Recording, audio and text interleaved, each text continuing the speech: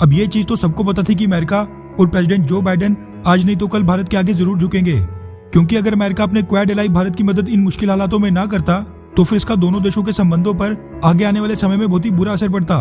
इसी के साथ जो पिछले एक हफ्ते से यूएस की सबसे powerful lobbying firm US chamber of commerce से लेकर ओपोजिशन की रिपब्लिकन पार्टी और खुद जो बाइडेन की अपनी पार्टी डेमोक्रेट्स के दिग्गज लीडर्स बर्नी सैंडर्स से लेकर एड मार्के और ना जाने कितने सीनेटर्स, कांग्रेसमैन और लॉ मेकर्स सब ने भारत की मदद ना करने पर प्रेसिडेंट जो बाइडेन का जीना हराम कर दिया था और उनसे भारत की जल्द से जल्द मदद करने के लिए कह रहे थे।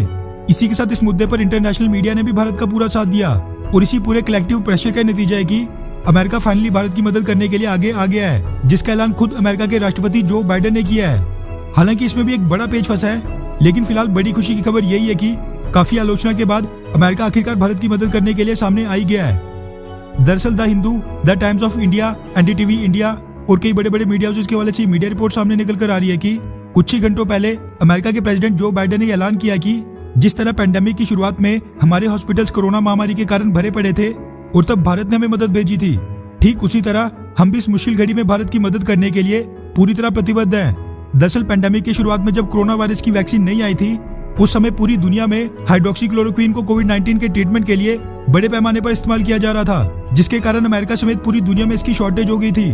उस समय के अमेरिकी राष्ट्रपति डोनाल्ड ट्रंप की मदद की गुहार के बाद भारत ने लगभग 50 मिलियन यानी हाइड्रोक्सीक्लोरोक्वीन के 5 करोड़ डोजेस रातों रात अमेरिका भेज दिए थे और प्रेसिडेंट जो बाइडेन भारत की इसी मदद का जिक्र कर रहे थे। इसी के साथ भारतीय मूल की American vice president Kamala Harris ने भी इस पर स्टेटमेंट जारी करके कहा कि अमेरिका भारतीय सरकार के साथ मिलकर एडिशनल सपोर्ट और सप्लाईज मुहैया करवाने के लिए बेहद क्लोजली काम कर रहा है। इससे पहले भारतीय national security adviser Ajit Doval साहब ने यूएस के एनएसए जेक सलीवन से भी बातचीत की थी, जिसके बाद ही जो बाइडेन प्रशासन की तरफ से ये सभी ऐलान हुए और व्हाइट हाउस ने भारत को आश्वस्त किया कि वो भारत को वेंटिलेटर्स, पीपीई, मेडिकल इक्विपमेंट्स और बाकी मदद के साथ साथ कोविड-19 वैक्सीन का रॉ मटेरियल भी सप्लाई करेगा।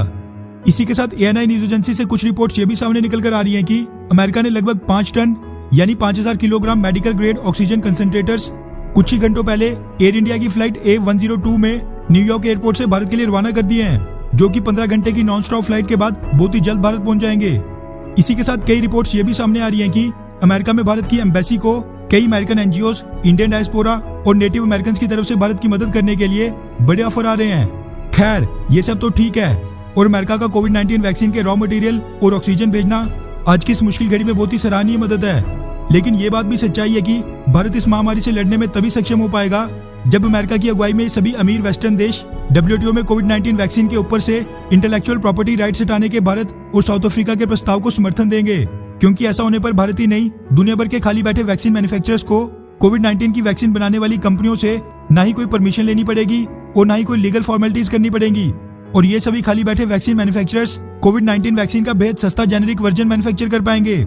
इससे भारत अपने लिए तो लार्ज स्केल पर कोविड-19 वैक्सीन मैन्युफैक्चर कर ही लेगा, लेकिन WHO के कोवैक्स चैरिटी प्रोग्राम दुनिया भर के मिडिल और लो इनकम देशों को भी बेहद सस्ते दाम पर कोरोना वायरस की वैक्सीन सप्लाई कर पाएंगे। इसलिए अभी फिलहाल भारतीय सरकार को आधी सफलता मिली है और आधी अभी बाकी है।